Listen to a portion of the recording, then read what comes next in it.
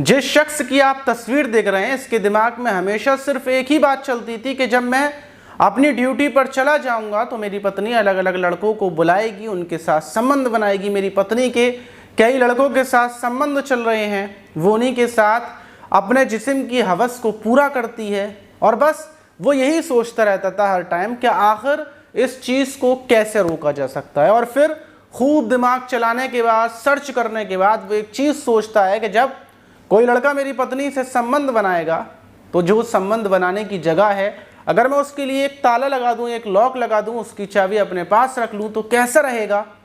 और बस ये ख्याल आना था। और फिर वो अपनी पत्नी के साथ एक ताला पत्नी के गुप्तांग पर, पत्नी के प्राइवेट पार्ट पर फिट कर देता है, उसमें चाबी को लगा देता है और ताला लगाकर बड़े ही सुकून के साथ चला जाता है। लेकिन सवाल ये कि आखिर ऐसा इंसान के दिमाग में सिर्फ उसी के आया था कि और भी लोगों के आता है। तो देखिए, ज़्यादातर लोगों के इस टाइम पर जितने भी रिश्ते नाते चल रहे हैं, शादीशुदा ज़िंदगी में हर किसी को हर किसी के ऊपर शक होता है। लेकिन उसने ये ताले की जुगाड़ कैसे सोची, कैसे ताला लगाया और ये खुलासा कैसे हुआ, ये जो सुनेंगे आप तो आपके भी रोंगटे खड़े हो जाएंगे। तो चलते हैं और आज की ये घटना है इसको बताते हैं। तो दोस्तों, मेरा नाम माज है। उम्मीद है कि आप सब अच्छे होंगे, सुरक्षित होंगे और आप लोगों की दुआओं से मैं भी सुरक्षित हूँ, बिल्कुल ठीक ठाक हूँ। और आज की जो घटना है, इस घटना का जब पुलिस के अधिकारी खुलासा कर रहे थे तो उनके चेहरे पर हंसी आ रही थी। जैसी हंसी थोड़ी देर पहले मेरे चेहरे पर भी आई थी कि भला ऐसा इंसान ने सोच कैसे लिए कि अपने पत्नी के गुप्तांग पर ताला लगा दिया। तो इस घटना का खुलासा करते हुए अधिकारी भी हंस रहे थे, उनके चेहरे पर हंसी आ रही थी, लेकिन वो रोकने की कोशिश कर रहे थे क्योंकि ढेर सारे कैमरे लगे हुए थे। मेरे सामने सिर्फ एक कैमरा लगा हुआ है और आप लोग सुन रहे हैं। और तो घटना की तरफ बढ़ते हैं। घटना जो आज की है वो महाराष्ट्र की है, महाराष्ट्र का पुणे है। और पुणे के बराबर में ही बिल्कुल चिपका हुआ एक जगह है चिचवड़दिला, और वहीं का वाकड़ पुलिस स्टेशन है। वहाँ पर 11 मई की रात लगभग 11:30 बजे के टाइम पर पुलिस का फ़ोन खनखनाने लगता है। फ़ोन बहुत तेज़ी से बजे जा रहा था। जब पुलिस फ़ोन उठाती है तो दूसरी तरफ से आवाज़ आती है कि फ़ौरन सर, ये जो वाकड़ पुलिस स्टेशन का जो इलाका है, यहीं पर जो कॉलोनी है वहाँ पर आ जाइए, बहुत ख़तरनाक मामला हुआ है, महिला के गुप्तांग पर ताला लगा दिया है। पुलिस ये सुनती है तो पुलिस को लगता है कि शायद कोई रात के टाइम शराब पीकर मजाक कर रहा है, पुलिस को परेशान कर रहा है क्योंकि 11:30 बजे का टाइम है। और दूसरी बात कि भला ऐसा कोई कैसे लगा देगा, भाई ताला वाला कैसे लगा देगा। तो पुलिस को लगता है कि शायद कोई शराबी है।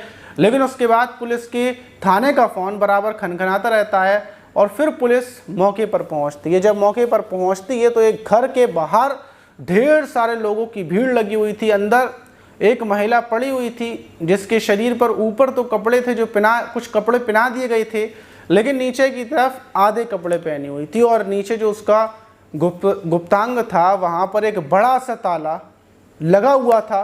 लोग आसपास चाबी ढूंढते फिर रहे थे।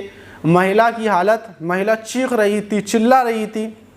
लेकिन पुलिस जब ये देखती है तो पुलिस के पैरों तले ज़मीन खिसक जाती है। पुलिस को यकीन नहीं होता कि भला ये कैसे हो गया। एक महिला है, उसका गुप्तांग पर एक ताला लगा हुआ है, चाबी किसी ने ताला लगा दिया है।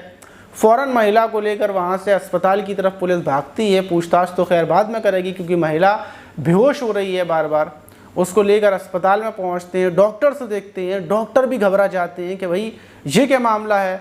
अब फ़ौरन डॉक्टर्स बोलते हैं कि इसकी हमें सर्जरी करनी पड़ेगी, ऑपरेशन करना पड़ेगा। महिला की हालत गंभीर बनी हुई थी, जान के लाले पड़ चुके थे। महिला का बचना ये बोलते हैं कि बहुत कम चांस हैं क्योंकि महिला की हालत बार बार इसकी चीखने की और खून जो निकल रहा है तड़पने की वजह से इसके बीपी बहुत तेज़ी से हाई हो रहा है। फ़ौरन सर्जरी की जाती है। जो ताला था वो लॉक था, इसकी चाबी किसके पास है कुछ नहीं पता।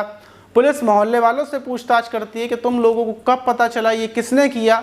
तो मोहल्ले वाले बोलते हैं क्या रात 11:30 बजे का टाइम था, क्या इस महिला की चीखने की पुकारने की आवाज़ें आ रही थी। ये किराए पर रहती है अपने पति के साथ, लेकिन जब इतनी ज़ोर ज़ोर से चीखने की आवाज़ें आती हैं, बचाओ बचाओ की आवाज़ें आती हैं, तो जो मोहल्ले वाले थे वो दौड़कर इसके घर की तरफ भागते हैं। घर के अंदर जाकर देखते हैं तो ये पुकार रही थी, मदद मांग रही थी। और जाकर देखा जाता है तो ये बिना कपड़ों के पड़ी हुई थी, इसके हाथ और पैर बंधे हुए थे और इसका जो गुप्तांग है उस पर एक ताला बंधा हुआ था। मोहल्ले वाले घबरा जाते हैं, मोहल्ले वाले आनन फानन में जो महिलाएं थी वो इसको कपड़े पहनाती हैं। इसके घर से थोड़ी दूरी पर इसकी बहन रहती है, उसको बुलाया जाता है, बहन भी आ जाती है। अब किसी को ये नहीं पता था कि आखिर ये ताला किसने लगाया। सबको यही लग रहा था कि शायद इसका पति ये सब कुछ कर कर गया होगा। महिला तो बताने की स्थिति में थी नहीं। अब दूसरी तरफ ये पूरा मामला जानने के लिए पुलिस को एक ही रास्ता था कि महिला होश में आए, क्योंकि ज़्यादातर लोगों को यही शक था कि पति गायब है और पति ने ही ये सब कुछ किया होगा। और जो पति है वो नेपाल का रहने वाला है और यहाँ पर गार्ड की नौकरी करता है। पुलिस पति के बारे में पता करती है। पति नाम उपेंद्र हुडाकू है, जिसकी उम्र लगभग 30 साल है। पुलिस उसको ढूंढती फिरती है। दूसरी तरफ महिला का इलाज चलता है। जब उसकी सर्जरी हो जाती है, ऑपरेशन हो जाता है, थोड़ी तबीयत ठीक होती है, पुलिस उसका बयान लेती है, उससे पूछती है तो महिला बताती है कि मैं नेपाल की रहने वाली हूँ, अपने पति उपेंद्र हुडाकू के साथ रहती थी, लेकिन वहाँ पर कोई कामकाज नहीं था और मेरी बहन मुझसे बोलती है कि यहीं आ जाओ पुणे और यहाँ पर आकर हमारे साथ रहना, तुम्हारे पति को काम मिल जाएगा। और हम इसी मई के महीने में यहाँ पर आए थे। मैं अपने पति के साथ रहती थी, लेकिन साथ रहने के बाद मेरा पति तो ड्यूटी करने लगा था, गार्ड की ड्यूटी, लेकिन उसको शक था कि उसके जाने के बाद मैं लड़कों के साथ संबंध बनाती हूँ।